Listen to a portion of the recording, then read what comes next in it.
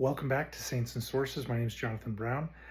Today we're going to take a detour away from our normal topic, talking about the historicity and doctrine surrounding early Mormon polygamy. And instead we're going to explore kind of a big topic, right? And that is how can we as faithful practicing members of the Church of Jesus Christ of Latter-day Saints have productive conversations and discussions where we disagree with traditions or teachings of leaders of the church? Right? This is a big thing. But first, I did want to comment, had a lot of messages. All of the sources, this is Saints and Sources, right? All the sources you can find in the description of the video.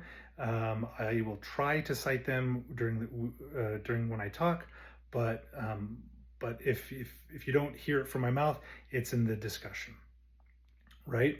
And the second thing is, if you find this content faith promoting and helpful as we go through, these complex topics, please share it, give it a like or a follow. I greatly appreciate it. But let's get into the big question, right? So again, I'll rephrase it again. How can we as faithful practicing members of the Church of Jesus Christ of Latter-day Saints have productive conversations and discussions with people where we disagree with if we disagree with the traditions or teachings of leaders of the church? Because I always want to sustain and follow bishops, stake presidents, apostles, and prophets, right? They have a huge and complex role in the church. But at the same time, we don't believe that any leader is perfect, and that we can, I think, all point to decisions that some leaders have made that in hindsight were not the best decisions, or sometimes just flat out wrong, right? Even if they were well-intentioned. But I also believe that these should be constructive conversations where the point is to understand and to grow, not to condemn, right? And the reason this brings up, there's kind of two reasons. One is an excellent talk by a brother, Ahmed Corbett, where he discusses activism against the church. That was that was shared with me. I thought it was particularly insightful. And not inciting, but specifically because I think some people who get really scared or nervous talking about differences of opinion, they kind of reactive and it's like, oh, you're trying to fight against the church because you have a different understanding about something. And I think his talk is a really good job of walking through how to do that in a promoting way, in a faith promoting way, and not in a destructive, negative way. And the second was the last couple of weeks, I've seen a lot of interviews, particularly with Brian Hales, or there's another Christopher Blythe. They did good interviews, but before they kind of reflexively say, entertaining this idea, entertaining if Joseph Smith was a monogamist or any other thing. I kind of want to speak in the abstract today. That is apostasy, that's heresy, and even just considering it is inviting like some type of spiritual destruction. And I think that's a way of using a fallacy where we kind of outsource our thinking to some authority, right? Where I think you can absolutely prayerfully and faithfully discuss this. So anyway, let's get into it. The first thing is Brother Ahmed Corbett's talk. I just want to summarize real quick because he brings up a really good point. He says, activism against the church is different than having a constructive disagreement with something that's happening. And he says the three big things, and I'll try to quote him as well as I can, he says, number one, activism against the church focuses the valiant away from the doctrine of Christ, things like faith and hope, repentance and forgiveness, and onto a real or imagined unfairness or injustice of the Lord's church, and that the imperfections of its leaders. And that and this is my words, he specifically states that these can be real unfairnesses and legitimate critiques that we can have, that if they could be fixed, we hopefully could make the church a better place, right? So he continues, step two is it uses the shift in focus to stir up feelings of disillusionment, annoyance, resentment, frustration, anger, or even hatred towards the church's policies, declarations, proclamations, principles, doctrines, and eventually leaders. And I think that's a fair thing to be concerned about, right? Are we having a growth mindset about this, that we're bringing up things that traditions that we can question, or is this a critical, fault-finding, venomous attack where it's tearing people down instead of helping people, right? And number three, it instigates the use of worldly or secular activism or advocacy instead of the gospel of Jesus Christ to effect a change in the kingdom of God. So I think here he's referring, and I'm going to put a little bit of words in his mouth. Hopefully I'm right. Things like making demands, protests, petitions, marches, things like that. And I think that's a fair point. Although I think we all can think of a couple of things that if we were prophet of the church or president of the church, that we'd make some changes, right? Demanding or especially saying, like, this person isn't doing what I want, so therefore he must be malicious or greedy or lazy. I think that's not helpful. And I want to be extremely clear, right, that when I do these topics, even though they're on really topics that might be uncomfortable just to even consider, like polygamy is like, it's 200 years ago, let's just make it go away, I just don't want to think about it, right? Or things with race, or things with women in the priesthood, or any whatever thing is, sometimes it feels uneasy, and so you just want to push away. But I think growth really comes from chewing on those, like really thinking about and prayerfully considering those things.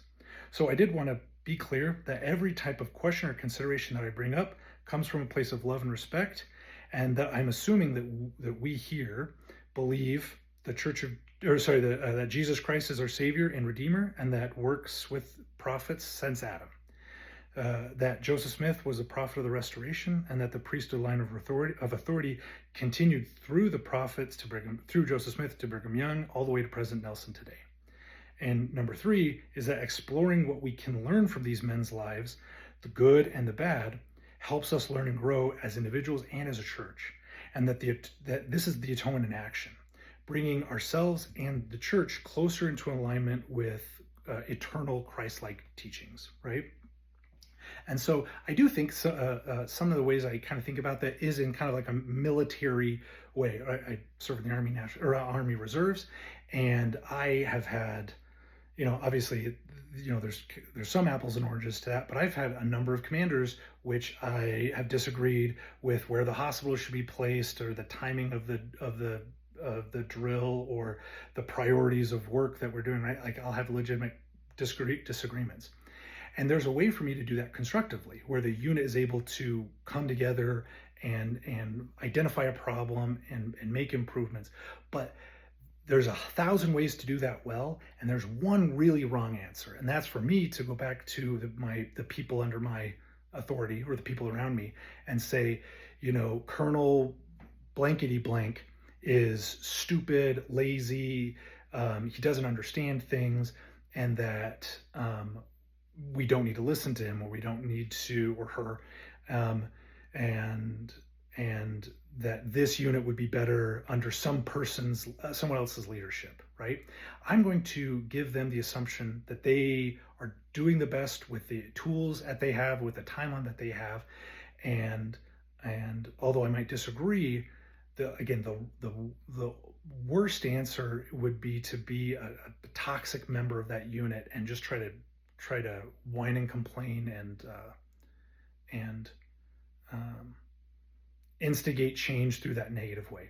And these could be real legitimate problems, right? Anybody that served in the military, I'm sure, has had an officer who had a good idea fairy pop into his head, and it's just not a good idea. And I think it's a good idea to say this is a legitimate thing that we need to focus on to improve. At the same time, doing that in a unit promoting way. Going back to my handy dandy notes, this goes back to what we were talking about.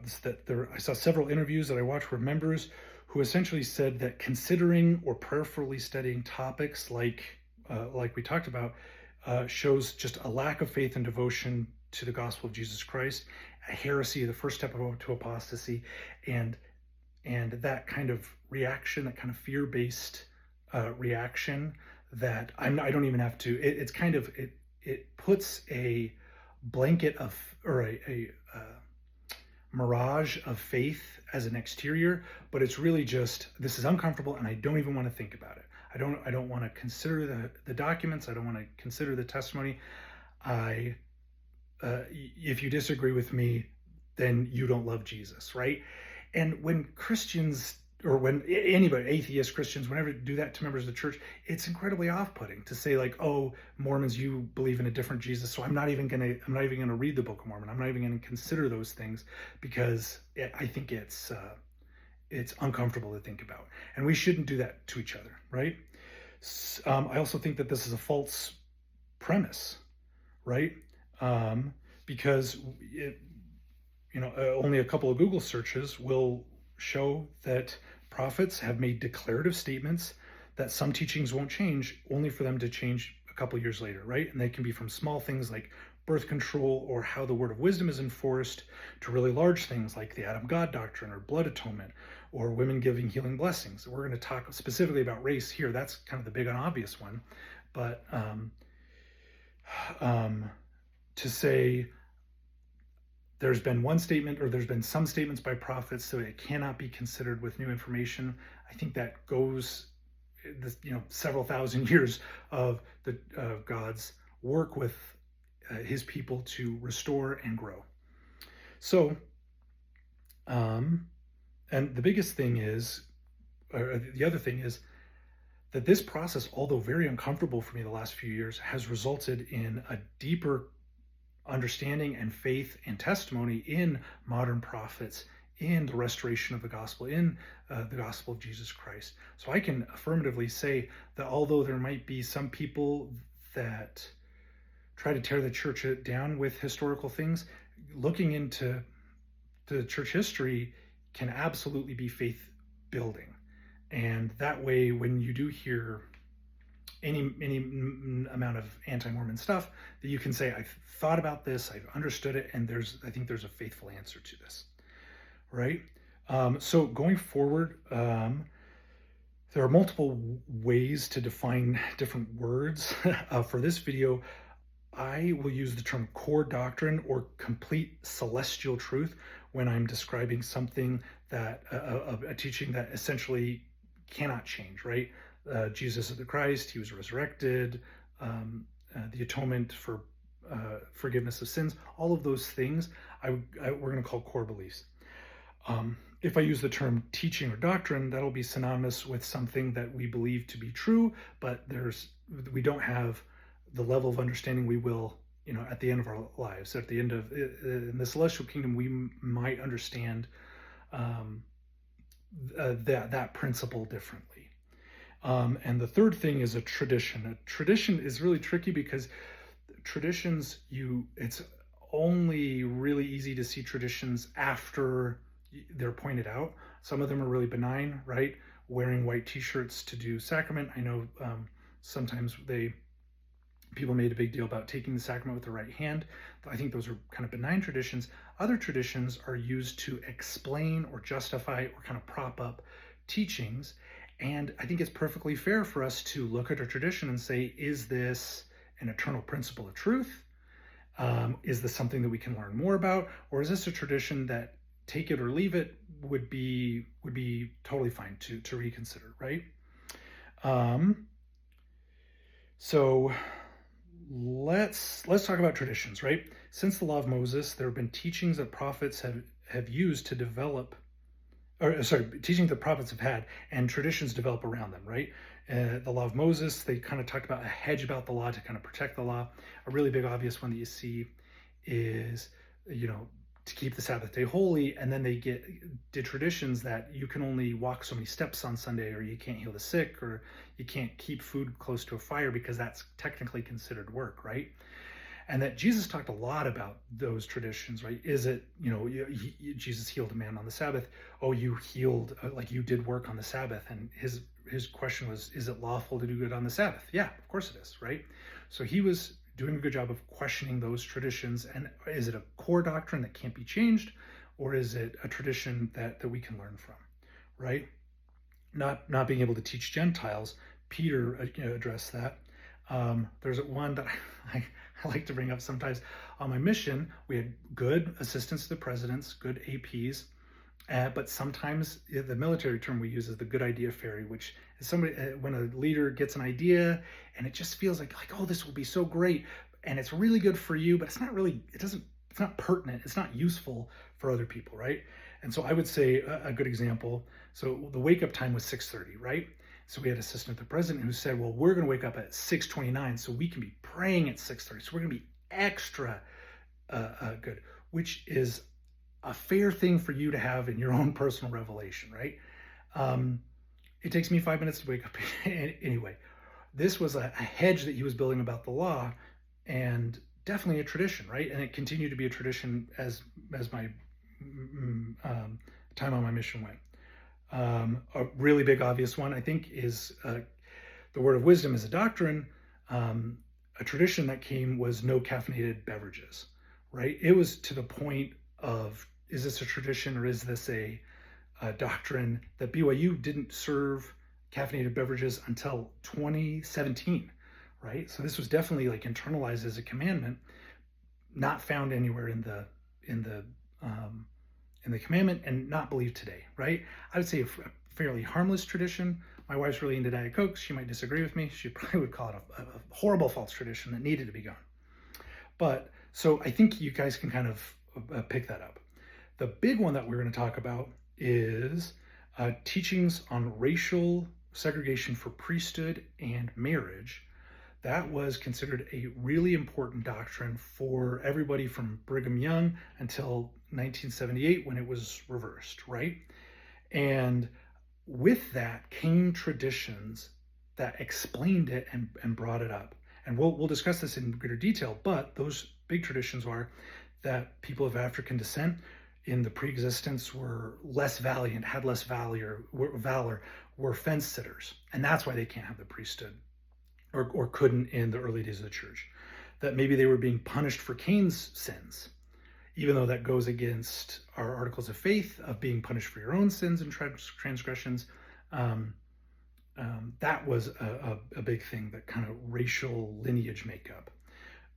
Or that the African saints lacked mental or spiritual abilities to use the priesthood. They just weren't ready for it, right? And this, in the church gospel topics essays, it talks specifically about this is kind of racism common for their time. Well, the prophets at this time, and we'll go into that in a little bit, taught these as eternal truths, and they felt like they were vital and they were commandments from God. But decades later, we as members and as church leadership started to think and pray and be thoughtful about it and study them out. And then we were able, because we had to, and I talked about this in my last video, for a revelation to happen, you have to have a legitimate, sincere question, and you have to have the ability to act on it, right? I think historically, looking back, it's very clear that people in the United States, people in Europe, or where the missionaries were going, were not capable of that, of seeing people of different races as equal. It just wasn't a thing that they were capable of doing. And so it wasn't a truth that God could restore to them because they just didn't have that ability, right? I'm not judging them, but I'm trying to be accurate to what we see. Let's see. So again, traditions are clear once they're thought about more, but looking forward, it's kind of hard to see sometimes what might be a tradition and what might be an eternal doctrine and what might be kind of somewhere in the middle. So this got me thinking. When we as faithful members disagree with significant actions, policies, or teachings of the church, can we do that in a faith positive way, right? The interviews that I saw on YouTube was very, nope, you have a question, shut it down, no going forward, right? And I think, all of us have things that that we're really craving and hoping that more additional information, more revelation will come, right? And some of the members might be on different sides of an issue, right? So Brother Corbett specifically points out that there are real imperfections and injustices in the church to consider going forward. Some of these, and I think this exercise that we're going to do here in a second is good for things large and small, right? How the church responded to COVID, or how it's going to respond going forward, how it spends its growing financial reserves. I know that's a big debate. Should they invest more in third world countries or education or other things, right? Or is the church saving up for a Joseph in Egypt type scenario of 7 years of famine, right? Those are, I think, perfectly fair things to have a disagreement on and seek guidance, right?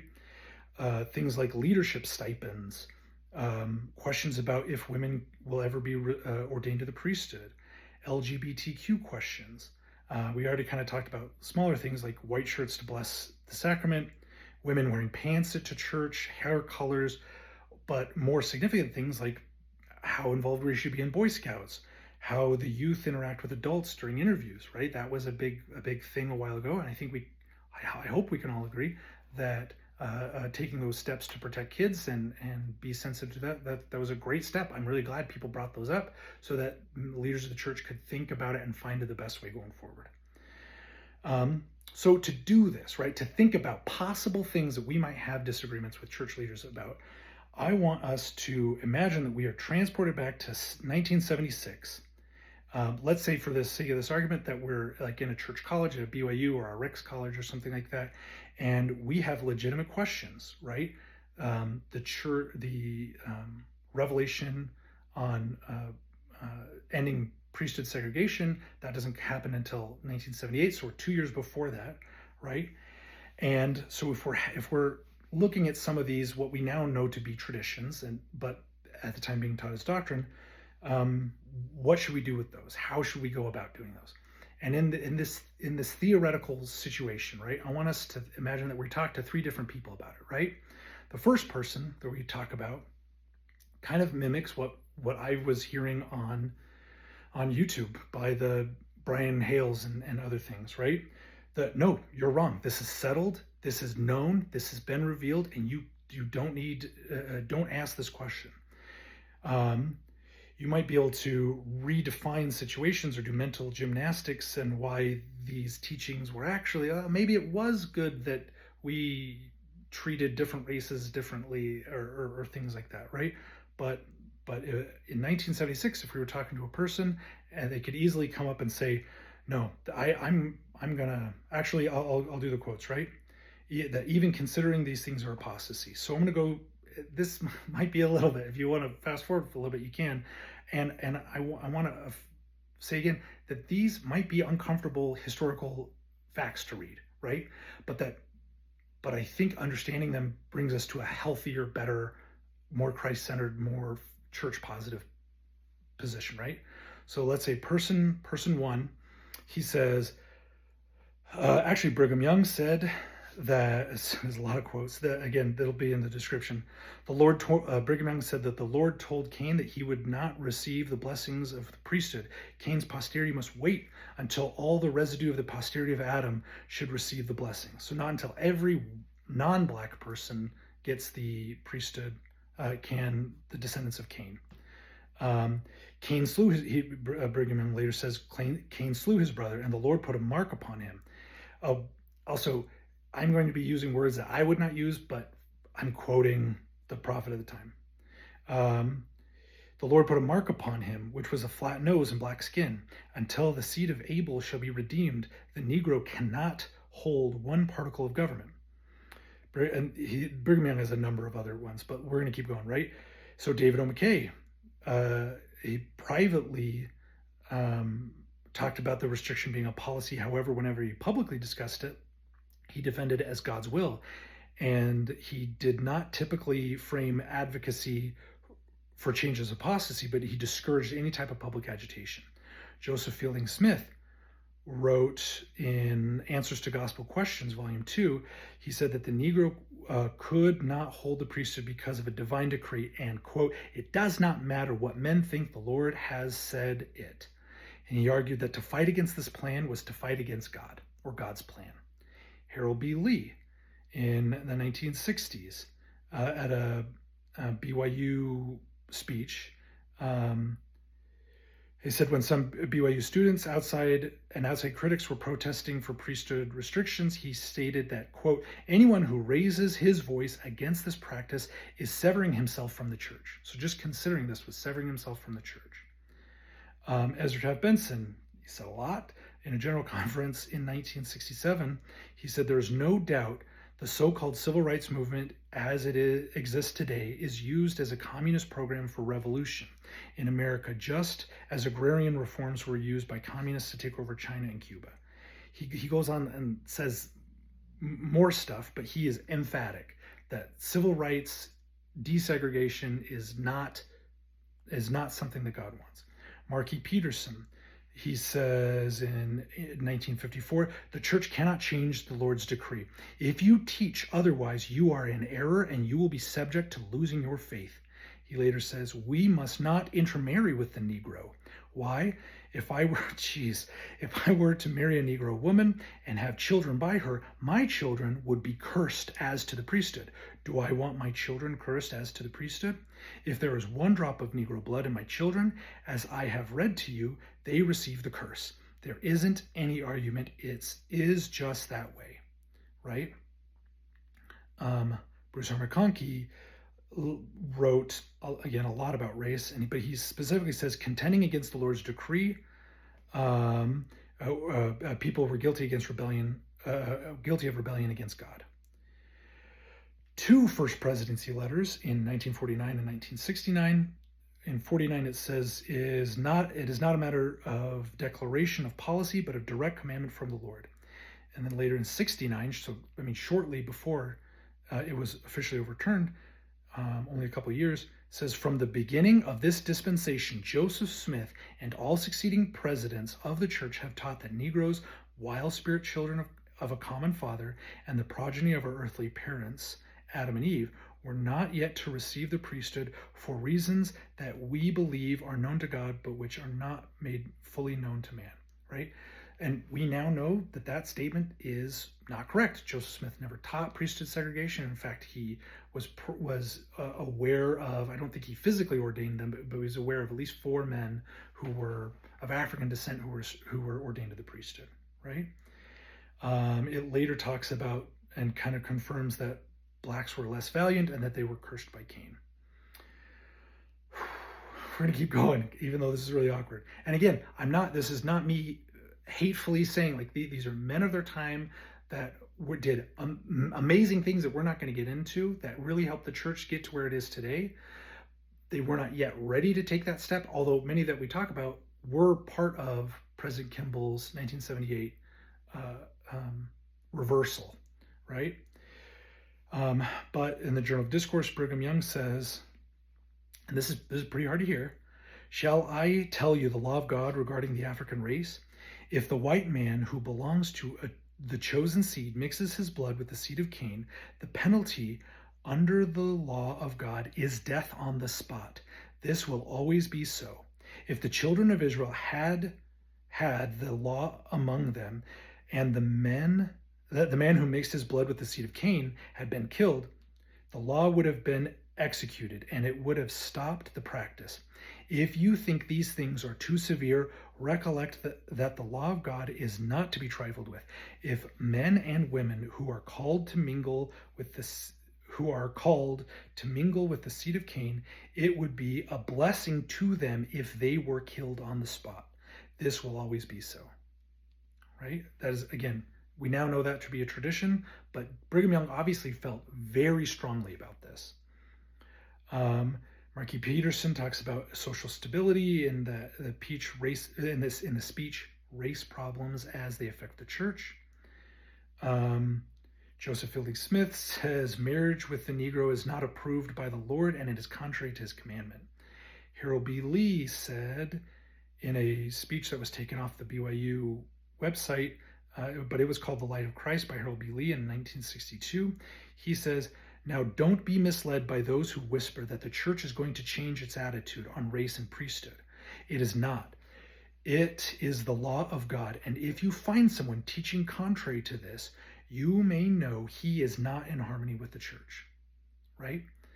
So, again, good man, good prophet, who had an understanding that even considering these things was if not apostasy, stepping towards apostasy. Harold B. Lee was talking about desegregation, and when governments required integration for schools and housing and public spaces, he counseled compliance with the law, but warned members not to interpret it as a divine approval of interracial mixing. Ezra Taft Benson says in 1960, he repeatedly warned that it was sinful and destructive to families to intermarry between races, and would later recommend that people marry within their own race.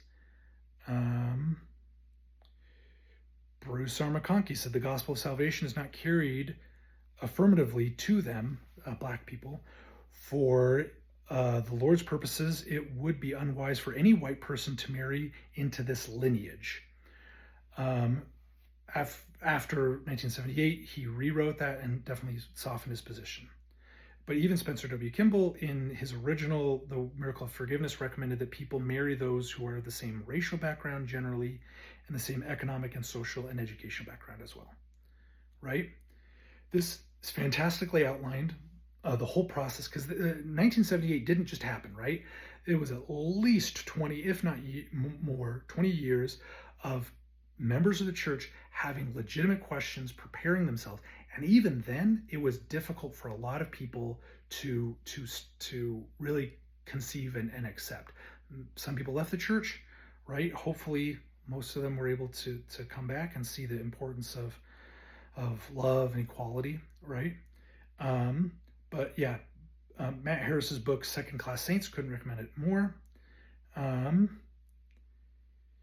But yeah, repeatedly talking or discussing, or especially criticizing the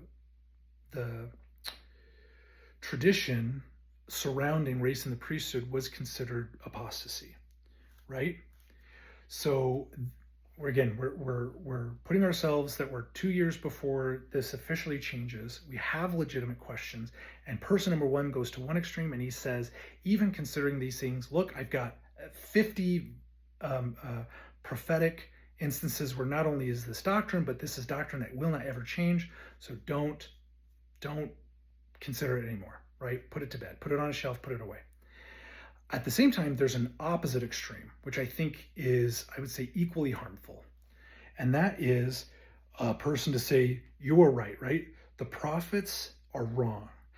And not only are they wrong because they're nefarious, they're greedy, they're racist, or just they lack the spiritual connection that you and I have.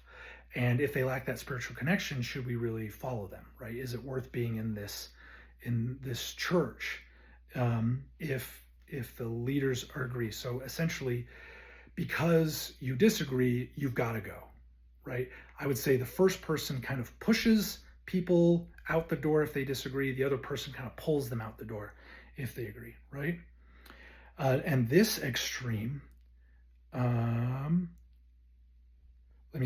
this extreme, they might say, if God wanted us to live a truth, he would have revealed it in its completeness at the beginning, and then we would have just simply faithfully obeyed, right? This ignores the human element of growth by degrees, of that line upon line, precept on precept, right? One of the best gospel or general conference speeches is Bruce R. McConkie's overturning from Spencer W. Kimball, his overturning. And he just says, we made decisions when we had less light and knowledge. We've now had a flood of light and knowledge, and we're at a much better place. And so we need to go forward with what we know now. And that is just a very sweet and good thing to see, the atonement in action, not just for people, but for God's people. I really love it. This also ignores the human element, of growth by degrees. I think having children is a great example of that. If if I just wanted to give them information and trust that they would be able to handle it, parenting would be so much easier. It would be like 6 weeks instead of 18 years, 25 years. I don't know when I stop asking my parents for advice, I'll tell you. But to use that as an example, to say, to be in the mind space that, because I've heard this especially from atheists, that like, oh, God cared about if you ate lobster or whatever, but he didn't care about slavery. And they use that as like a way to prove that God doesn't exist, right? Where the way I kind of conceive of it is it's kind of like math to kids, right?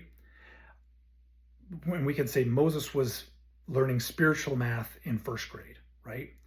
And I don't know where we are at. I don't know if we're in the middle. I don't know if we're in 7th grade. I don't know if we're getting towards the end. I don't know if we're in 11th grade. But I can tell you one thing, we have not graduated from our spiritual math. There's a lot more that we can learn. And having that humility, having appropriate faith in our leaders that they're absolutely doing their best and we're going to follow them to the best of their ability, right? And to take that other extreme, that like, oh, well, if they were wrong about one thing, they will be wrong about all things.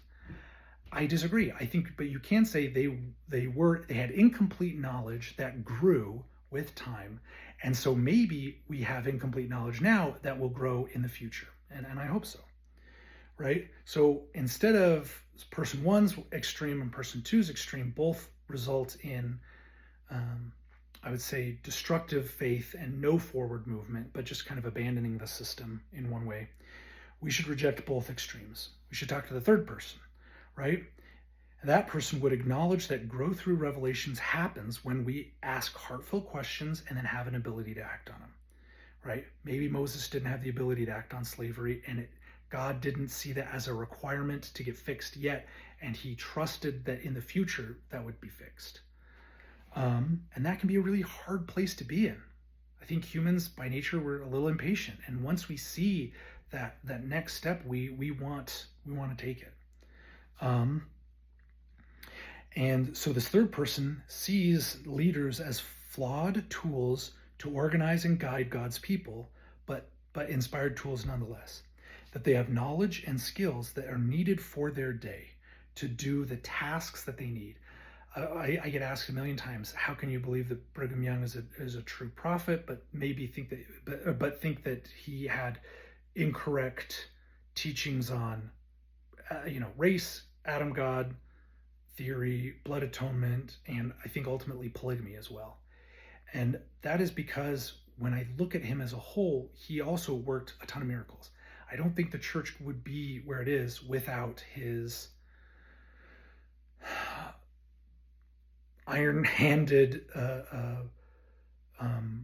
will to pull people through isolation in a desert, right? Like it's that, I know it's not walking through the Red Sea, but there's no reason why our church should still be around when Brigham Young sent colonies from Canada to Mexico, from California to Colorado, that whole area. If you're just what person two would talk about, a nefarious, bad, greedy, power-hungry person, and I talked about this in my last video, you would try to keep people together to consolidate them.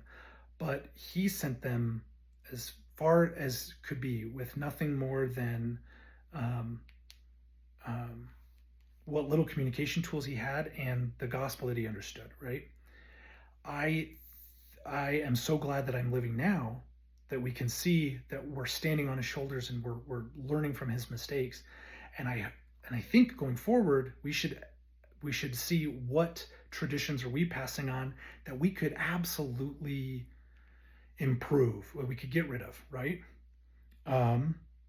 I think coaching basketball is another good example. I played basketball. I was no good. My one redeeming quality is that I'm extremely tall. That's it. Anybody that plays basketball can tell me.